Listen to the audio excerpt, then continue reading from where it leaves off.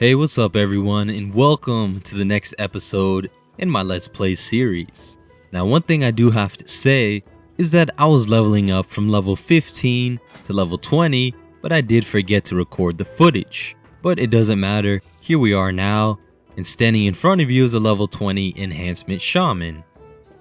And with level 20 comes a bunch of benefits, of course, starting with number 1, you get a mount.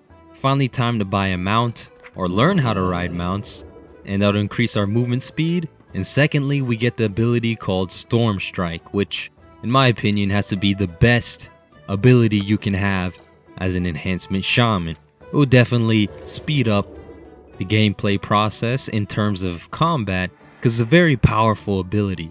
It hits the enemy twice with nature damage. But anyways, I was looking at the map, seeing my options of where I can go to level up. I could go to Ashenvale, Stone Talon Mountains, and a bunch of other places. I wanted to go to Stone Talon Mountains, but seems like a lot of traveling. I have to go through Ashenvale, so figured I'd just go to Ashenvale first. So here I am on my brand new mount. Well, not brand new, it's just new for this character, that is. And we're at the Morshan Ramparts, which if you didn't know is right around the border of Ashenvale and the Barrens. Just gonna pick up some quests here. Now, I could have just stayed in the Barrens and kept questing, but honestly the Barrens is kind of boring. So I decided to head over to Ashenvale and see what it's all about. So collecting a couple quests here, looks like I have 4 on my list and they don't seem too difficult. But I do have to say about Ashenvale is that there are a couple of quests out there that are complete time sinks. It's like they intentionally made these quests to slow you down. I don't know why, it's pretty annoying, but maybe you can avoid them if possible. So the first quest I'm doing, actually all 4 of these quests are in the same area, so I can complete them simultaneously instead of having to run back and forth between different places like I did in the Barrens. So there's Storm Strike, you saw that double hit and it took her down pretty quickly. It hit for 400 and then 600. If you average it, it's about 700 damage without a crit, but when it does crit, it hits you in the face. So there's a 302 and she goes down. And I love the gameplay aspect of enhancement shaman. You know, at first, like when you start at level 10, it's a little slow pace. You only have a couple of abilities that you can use. But as you level up, you get a bunch of more abilities that really speed up the combat process. And you see these beautiful numbers. Quick, fast, action-packed gameplay. It gets your blood pumping, it really does. For me at least, because I can play Enhancement Shaman all day with a 688 crit to the face. That is what I love to see. And that was off of Rockbiter too. It wasn't even one of my really special abilities. It was one of my starting abilities there. So I beat up a bunch of Night Elves and I need to collect these serviceable arrows and heal up these wounded defenders. Now, luckily these guys don't seem to have an incredible aggro range, so that helps me zip through the zone here without too much combat. As you can notice from my experience bar, I'm about, a quarter of the way there, but I do have a bunch of rested experience, but I don't want to kill extra mobs and lose the rested experience. I'd rather be rested. And I saw this Ghost Paw Alpha. I thought I could sneak by him because I was also a wolf at the time. But he's a scumbag, so he received a 688 crit as you saw there. And I healed the last Morshan defender I need. And there goes the 4 quests that I completed. And look at that, such a beautiful view. I love the rain. I really enjoy the rain in game and in real life. Except sometimes my computer takes a performance decrease in the rain for some reason. I don't know if I picked the wrong graphics card setup with the CPU, but sometimes it looks like it's stalling a little bit. And for some reason, after completing these quests, it raised my Undercity reputation to friendly, which is weird. I would assume it would be either Orc or Turin there, but it did it for Undercity, which is kind of strange. So just turning in these quests here, and you can see that I'm right there, 86%. I'm really close from leveling up to level 21, which is exciting. We're moving along this Let's Play relatively quickly, and I'm having a ton of fun doing this. So here's Gorat. He's a dead orc that you find in Ashenvale, and uses the blood to bring him back to life in the spiritual form, and we find him over here, pretty relaxed. Thank you, friend. I cannot rest knowing that my mission had not been completed, and that my men's sacrifice had not been avenged. So here's Gorat telling me that we need to hurry up to kill this captain, but when you walk with him down over there, he walks pretty slowly, just like every other quest NPC. So this guy is pretty accurate with a bow. As you can see, he pulls out the flare. He shoots that over the lake with pinpoint accuracy. It lights up the ground, and there's the captain hiding in the shadows. So he jumps over the lake. I mean, this is a big night elf, about the size of a turret. He gets hit for 927, and did you guys not see that he jumped over the whole lake? This guy has hops for days. He should be in the NBA or something. So he goes down, calling me a vermin turret, which I don't know why that was necessary at all. But look at that, 7,000 experience, and that puts me up to level 21. How nice. I didn't get any abilities here, but of course that gets me closer to level 24. And what's the deal with level 24? The ability called Wind Fury, which is a beautiful ability that we'll get to soon. So I get the reins to this Kodo right here, Brutusk. Gigantic Kodo the size of 2 Kodos.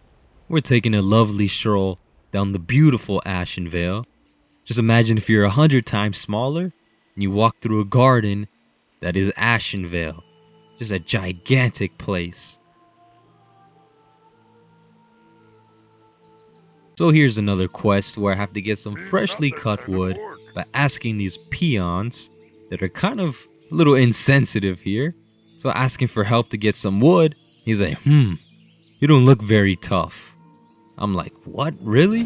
What's with this, low-key jab to the stomach there? That was a low blow right there. So he's trusting me with his life apparently just to get some freshly cut wood. Which if I was a peon, I'd be like, hell no, I'm not sacrificing my life just for a stack of wood. That's crazy.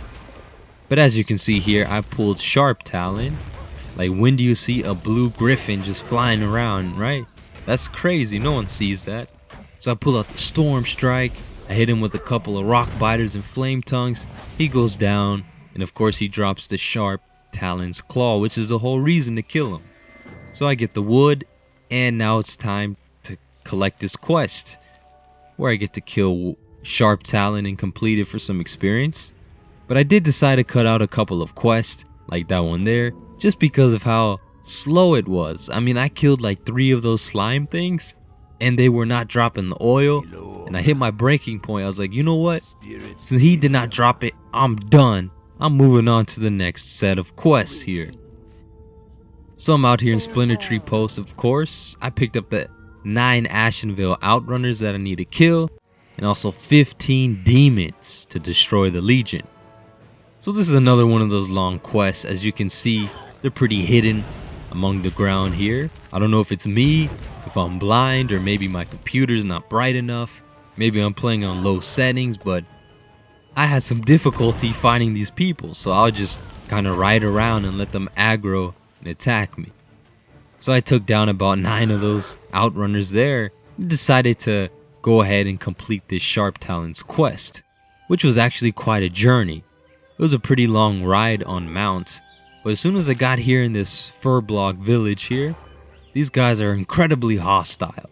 I mean, they can't just let it turn, just get through their place. They start hitting me with these homemade staves, and as you can see, I almost died there. If I was stuck for another minute or so, I would be dead, heading off to the graveyard. But luckily, I made it over here to Silverwind Refuge, where they happened to kill a bunch of night elves. Yeah, it's a victory for the Horde, I guess. And here's Sharp Talon's Claw. It only gives us about 6,000 experience, but that does not cut it for us, as I'm only 64% of the way. So I decided to go ahead and complete some more quests.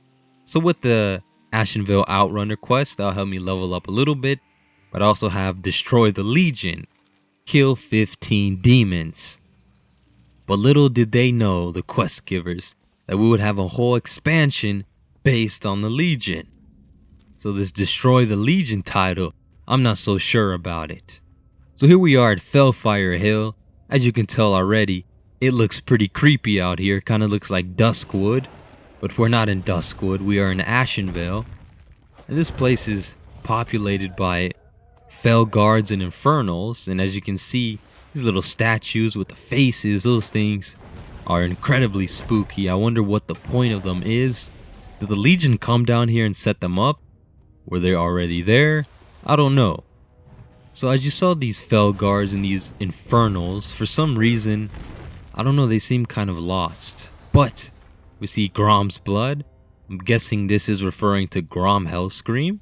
I mean, did he die and all his blood went across the whole continent? If that happened, that would be pretty awesome. Like, that's a true war chief right there. But as you see these Fell Guards, I mean, they're pretty short for Fell Guards. Usually they're like 20 feet tall or something. But at this time, they're actually shorter than my Turin character, which I'm guessing he's around 11 feet, maybe 10 feet tall. These guys are not as big as him, which is a surprise. I mean, these legions seem to be gigantic, but these Infernals sure are pretty huge. And they go down by the shaman. I mean, these flame tongues are no joke. They hit you pretty hard. And that lightning bolt ability, if you haven't noticed by now, has some incredible range. I can pull people from far away. So I killed a bunch of demons and music got pretty sorrow and spooky. I decided, you know what, this is enough. Time to head out here, back to Splinter Tree Post, turn these quests in, and hit the next level. You pick up the diabolical plans once you finish the quest that reveals all the Legion's plans or something. And then she's trying to offer me a quest before I can turn in the other quests. I'm like, damn, slow down there, right? One quest at a time. So as you saw there, hit level 22. And I didn't learn any abilities, but of course I'm getting closer to the passive ability called Wind Fury, which increases your attack speed and all that stuff. Give you a couple of extra attacks. But I think this is a good time to stop. Maybe they got some milk and cookies in here or something. Something to help relax the brain. But anyways, thanks for watching. Thanks for listening. And I'll see you in the next video.